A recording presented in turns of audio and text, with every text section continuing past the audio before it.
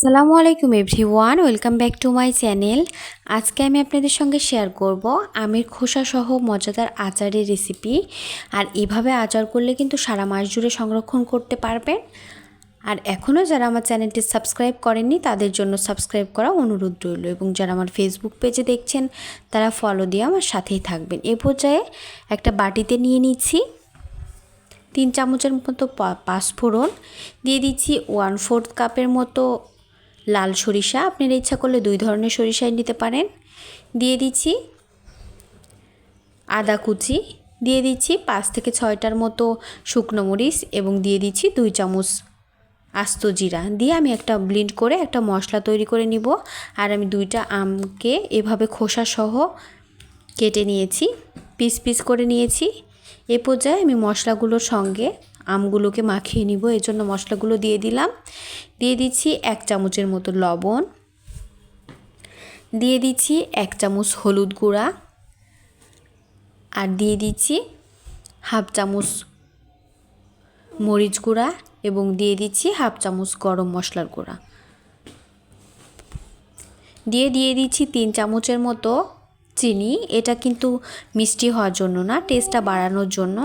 দিয়ে দিচ্ছি 5-6টার মতো রসুনের কোয়া। আমি ছোটো সাইজের রসুনের কোয়াগুলো নিয়ে নিয়েছি, দিয়ে খুব ভালোভাবে মিক্স করে নিচ্ছি আমের সঙ্গে। দিয়ে আমি এটাকে শুকিয়ে নিব। আমি কিন্তু রোদে শুকিয়ে নিচ্ছি হাফ টাইম, এবং হাফ টাইম শুকিয়ে নিচ্ছি প্যানে। আপনি ইচ্ছা করলে রোদে বা প্যানে দুইটাতেই যে কোনো একটাতে শুকিয়ে নিতে পারেন। আর প্যানে যেভাবে শুকিয়ে নিবে, একটা লোহার প্যানের উপর একটা মোটা সুতি কাপড় দিয়ে দিবেন। সুতি কাপড় দিয়ে তার উপর একটা ট্রের সাহায্যে এভাবে আচারটাকে শুকিয়ে নিতে পারেন। আর আমি কিছুক্ষণ রোদে শুকিয়ে নিয়েছি, এবং বেশি শুকনা করতে হবে না, উপরের মশলাগুলো আর হালকাভাবে আমগুলো যেন শুকিয়ে যায়, এভাবে শুকনা করলেই হয়ে যাবে। এ পর্যায়ে আমি আমগুলোকে শুকিয়ে নিয়েছি। আর এভাবে আচার করলে কিন্তু খিচুড়ির সঙ্গে খুবই মজার হয় আর খেতে খুবই ভালো লাগে।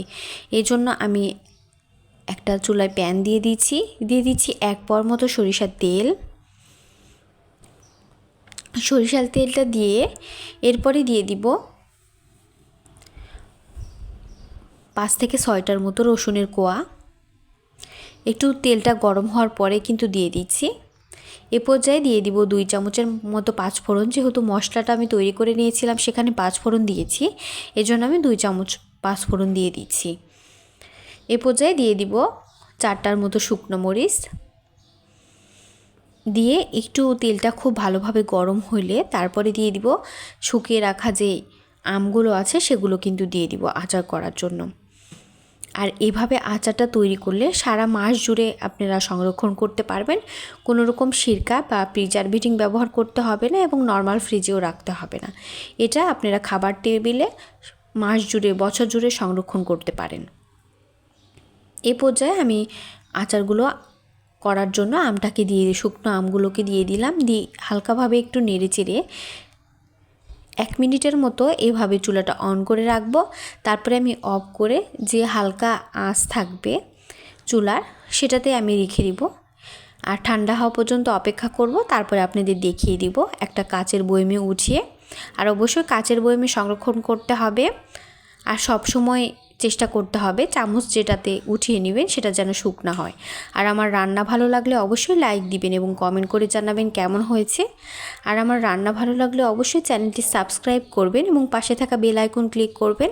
আমি একটা কাচের বয়মে উঠিয়ে আপনাদের দেখিয়ে দিচ্ছি কতটা সুন্দর এবং লোভনীয় হয়েছে। খেতে কিন্তু খুবই মজার হয়েছে। এতক্ষণ সঙ্গে থাকার জন্য ধন্যবাদ সবাইকে।